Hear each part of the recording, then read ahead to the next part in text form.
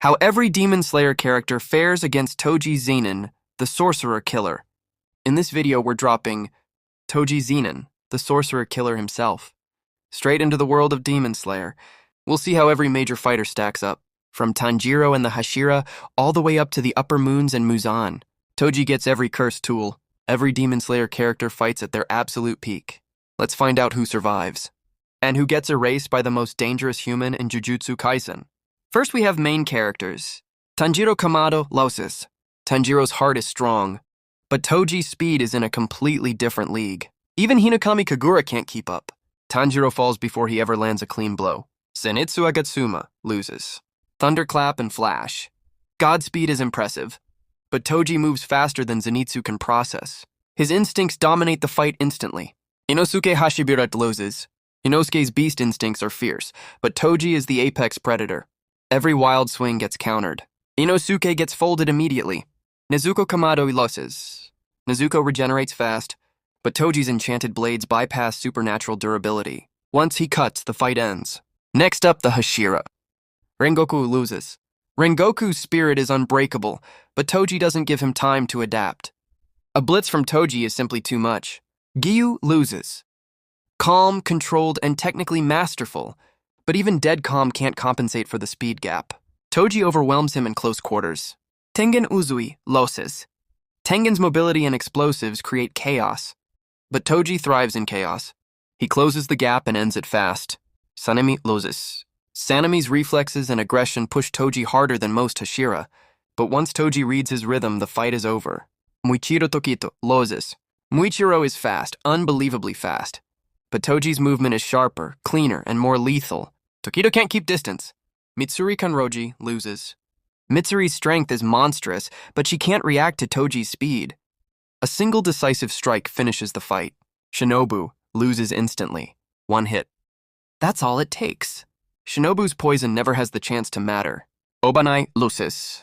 Obanai's serpent-style movement is clever, but Toji's battle instincts are too advanced. He finds an angle and ends it. Gyomi loses, high difficulty. Gyomi is the closest Hashira to pushing Toji.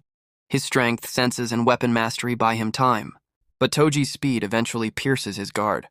Gyomi loses, but he makes Toji work for it. Next up, Upper Moons versus Toji. Daki and Gyutaro lose. Toji kills Gyutaro before he regenerates, then cuts down Daki immediately. Their teamwork isn't enough. Gyoko and loses. No amount of teleporting pots save Gyoko.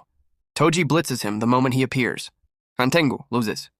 Toji cuts through the clones one by one. His tracking instincts let him find the main body with ease. Nakim loses mid-difficulty.